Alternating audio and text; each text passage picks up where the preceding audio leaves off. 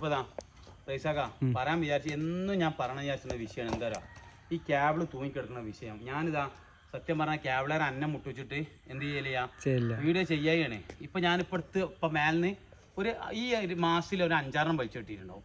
ഇപ്പം ഞാൻ മേലെ കെട്ടിയവാണെങ്കിൽ ഞങ്ങൾ തിരിച്ചു പോകുമ്പോൾ കാണിച്ചു തരാം. ഇപ്പം ഒരു മഞ്ഞ ക്യാബ് എടുത്താണ്ട് അവിടെ കെട്ടിയിരിക്കണേ.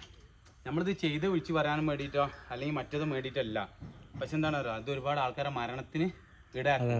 എല്ലായിടത്തും ക്യാബിള് തൂങ്ങിക്കിടക്കുക. പൊന്നാര ക്യാബിളേരാ നിങ്ങളിതാ ഈ പണി ചെയ്യുമ്പോൾ ഇതാ ഒരു വൃത്തിയിലും മട്ടത്തിൽ ചെയ്യുകൊണ്ട് നിങ്ങൾ ഇതുപോലെ സംവിധാനം ഉണ്ട് വലിച്ച് ടൈറ്റാക്കി ഇതാ ചെയ്യുകൊണ്ട് എന്താ പറയുക ഇതെല്ലായിടത്തും പോകുമ്പോഴും ഈ ക്യാബിള് താന്നെടുക്കണ്ട. അപ്പോൾ ഇൻഷാ അല്ലാഹ് നിങ്ങൾ എന്ത് ചെയ്യണം, അള്ളാഹനെ വിചാരിച്ചിട്ട് ഇനി ഒരു വീഡിയോ ഇടാനുള്ള അവസ്ഥ ഉണ്ടാക്കരുത്. കാരണം വെച്ചാൽ ഞാനും ഒരു ഏർപ്പാട് ചെയ്യാണ്, എൻ്റെ അപാകതകൾ ഉണ്ടാവും. അതെന്താ പറയുക, അതേപോലെ എന്ത് ചെയ്യണം, ചെറിയ തോതിൽ നിങ്ങൾ ചൂണ്ടിക്കാണിക്കണം. ഇത് കാണിക്കാതിരിക്കാൻ പറ്റായിട്ടാണ് ഇപ്പോൾ ഈ സംഭവം ഉണ്ടാക്കാൻ ഇങ്ങനെ വിട്ടാൽ ഇപ്പം ഇത് തൂങ്ങിക്കെടുക്കുകയാണ്. ഇതിപ്പോൾ ആരോ തൽക്കാലം കെട്ടിയിട്ട് പോയതാണ്. അപ്പോൾ ഞാൻ ഒന്നും കൂടി നല്ല മട്ടത്തിൽ എന്ത് ചെയ്യുന്നുണ്ട്, കെട്ടുണ്ട്. പിന്നെ നിങ്ങൾ ഇൻഷാ അല്ലാഹ് ഇവിടെ നിന്നല്ല എല്ലായിടത്തും എന്ത് ചെയ്യണം, ഒന്ന് വൃത്തിക്ക് ചെയ്യോണ്ടിട്ട് ഈ കാര്യം. കാരണം വെച്ചാൽ ആൾക്കാരെ ജീവിതമാണ്, ജീവിത പ്രശ്നം ആയതുകൊണ്ടാണ് മാത്രമാണ് പറയുന്നത് ഈ സംഭവം. എന്ന് വെച്ചാൽ ഞാൻ ഇപ്പോൾ ഇപ്പടുത്ത് പോയി ലോറിയിട്ടാണ് ഞാൻ പോണത്.